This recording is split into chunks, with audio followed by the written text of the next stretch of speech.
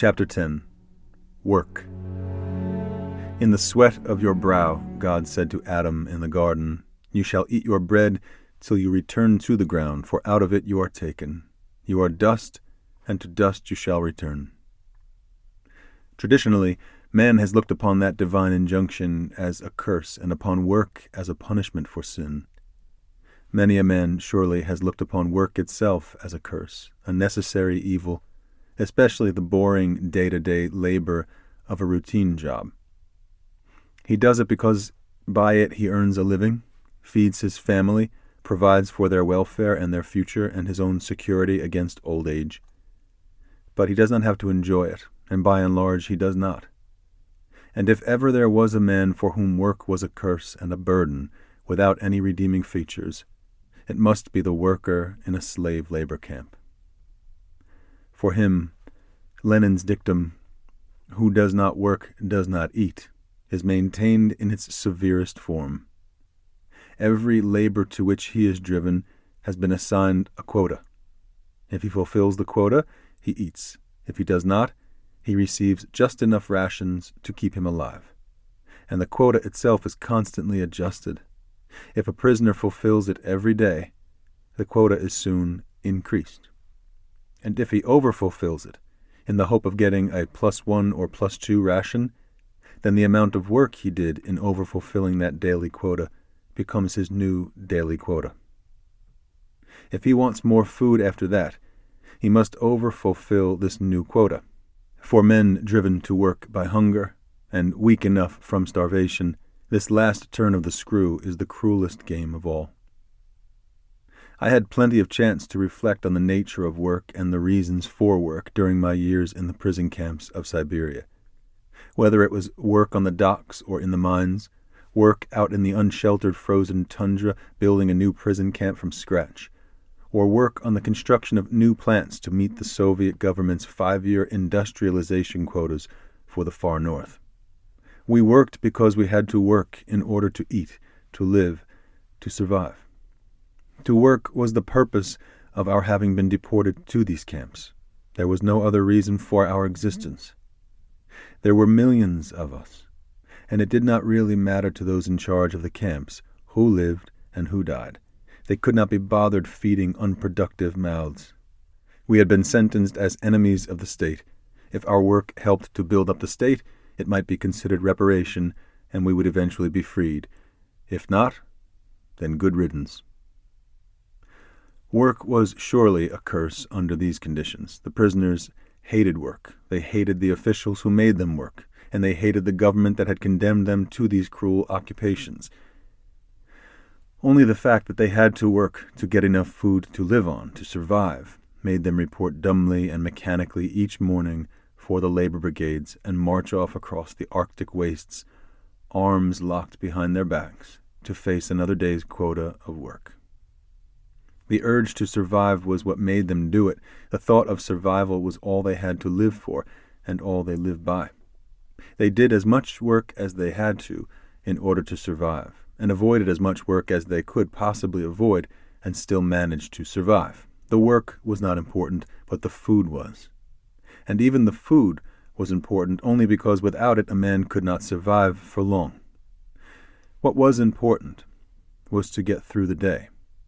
At the end of each work shift, a man counted the remaining days of his long term and thanked God that one more day had passed. There was nothing ennobling about work in the slave labor camps. Except for the need to work enough to get enough food to survive, the individual prisoner felt no sense of purpose in the work, experienced no sense of accomplishment. He did not share in the official desire to industrialize the far north, to set new records of Soviet achievement, to tame the wilderness and tap the wealth of natural resources that lie beneath the frozen Siberian crust. In fact, the men in the labor camps took a certain delight in being able to sabotage the work whenever they could. And even if the brigadiers watched them closely, even if they were forced to fulfill a certain quota of work in order to eat, they still did their best to make sure the work was sloppily done.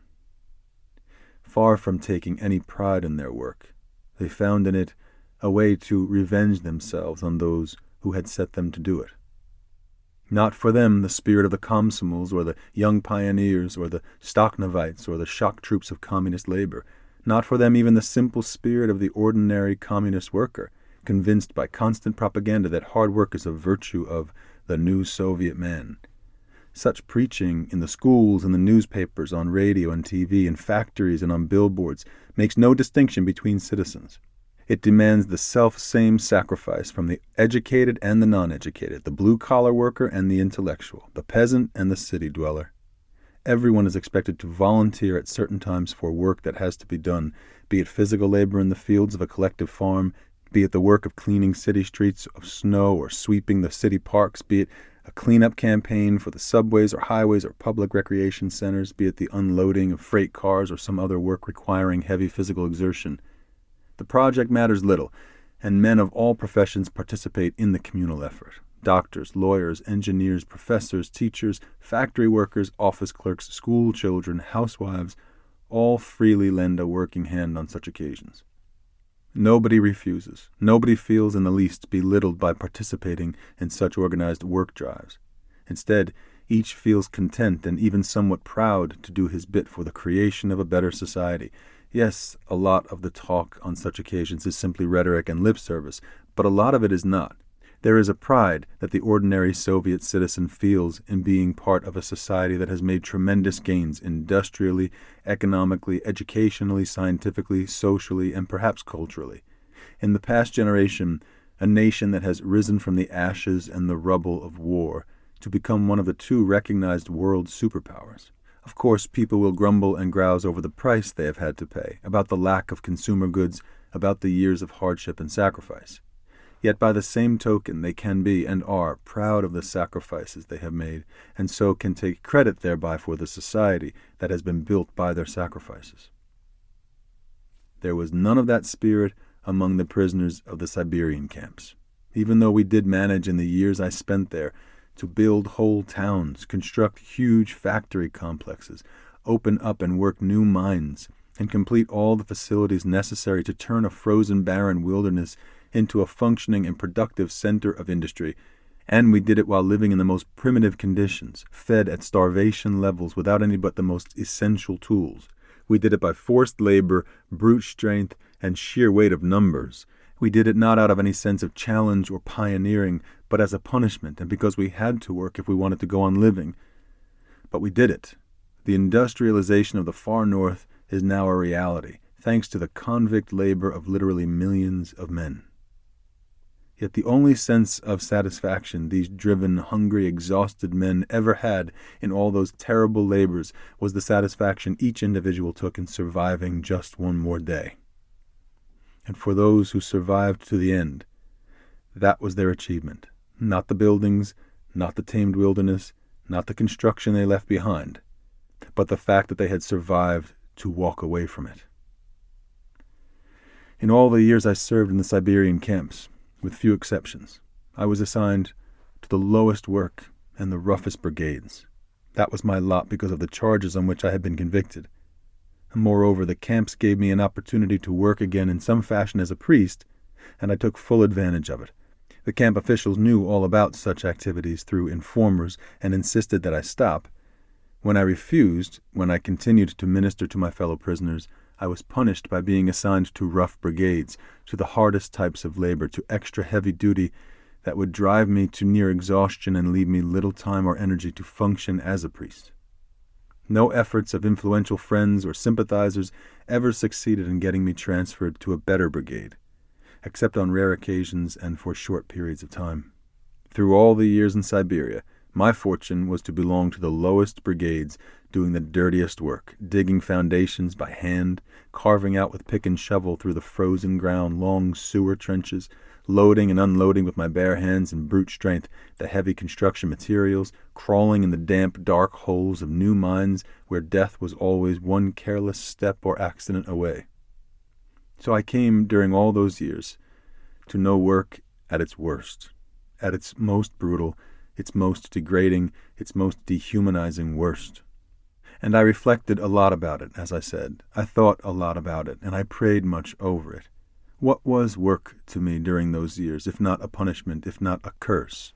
Truly, In the sweat of my brow did I eat my bread, and little enough bread at that. What was there ennobling about my work? I didn't even have the satisfaction a father and mother can feel, worn out by work as they may be, in having provided food and a modicum of comfort for their family. I couldn't feel the sense of challenge, of self-sacrifice, of patriotism a Soviet citizen might feel who had volunteered to work for a year or two in the Virgin Lands, leaving behind a family and all that was dear to him to travel to the Arctic in order to help build a factory, open a new mine, or complete a housing project. And even my work itself offered little in which I could take pride or satisfaction. It was the lowest, the commonest, the roughest labor, requiring no skill or thought, just a strong back and a weak mind, as we used to say. And yet, I did take pride in it. I did each job as best I could. I worked to the limit of my strength each day and did as much as my health and endurance under the circumstances made possible. Why? Because I saw this work as the will of God for me. I didn't build a new city in Siberia because Joseph Stalin or Nikita Khrushchev wanted it, but because God wanted it. The labor I did was not a punishment, but a way of working out my salvation in fear and trembling. Work was not a curse, even the brutish grunt work I was doing, but a way to God, and perhaps even a way to help others to God. I could not, therefore, look upon this work as degrading. It was ennobling, for it came to me from the hand of God himself. It was his will for me. My fellow prisoners, of course, were quick to ask me if I was crazy. They could understand a man working to overfill a quota if it meant more food, but not out of a sense of pride or accomplishment. My strength and my limited endurance after years in prison rarely made it possible for me to do much more than make my daily quota, not overfulfill it, so they could not understand why I drove myself so hard and did my best each day. They asked me how I could possibly cooperate with the wishes of the government, why I always did my best instead of sabotaging the work, how I could help to build a new society for the communists, who rejected God and despised everything I stood for. The Christian prisoners, indeed, even asked me if I was not sinful to cooperate with, or at least give the appearance of cooperating with, communism. I tried to explain that the pride I took in my work differed from the pride a communist might take in building up the new society. The difference lay in the motivation. As a Christian, I could share in their concern for building a better world. I could work as hard as they for the common good. The people who would benefit from my labors would be just that, people, human beings, families in need of shelter against the Arctic weather of Norilsk, or people in far-off places elsewhere who would have a better life because of the natural resources I helped to liberate from this frozen earth, or because of the materials that the factories I helped build would someday produce. I could justify, therefore, my cooperation in this work for the good of all mankind if it came to that. It differed little in that respect from any work any man anywhere might undertake. But there was more to it than that. There was the realization that work of itself is not a curse, but a sharing in God's own work of creation, a redemptive and redeeming act, noble of itself and worthy of the best in men, even as it was worthy of God himself. There is a tremendous truth contained in the realization that when God became man, he became a working man.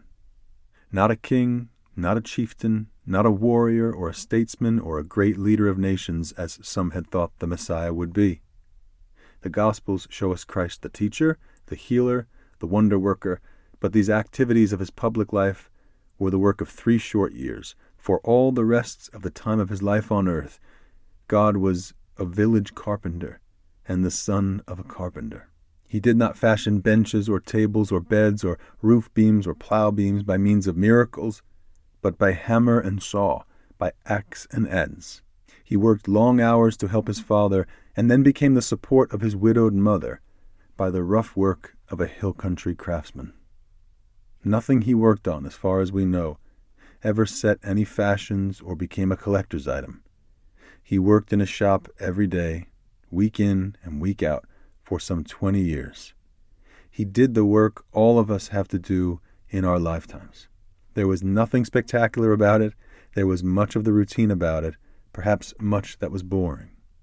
There is little we can say about the jobs we do or have done that could not be said of the work God himself did when he became a man. Yet he did not think it demeaning, beneath his dignity, dehumanizing. If anything, he restored to man's work its original dignity, its essential function as a share in God's creative act. Once again, God worked, and on the seventh day he rested. For our Lord, though, it was not merely a symbolic action like that of the politician who sweeps one section of a sidewalk to launch a cleanup campaign or turns the first spadeful of earth at a groundbreaking ceremony. He worked day in and day out for some 20 years to set us an example, to show us that these routine chores, too, are not beneath man's dignity or even God's dignity.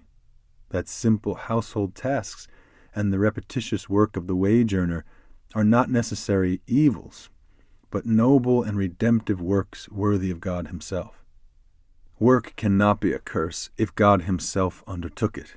To eat one's bread in the sweat of one's brow is to do nothing more or less than Christ himself did. And he did it for a reason.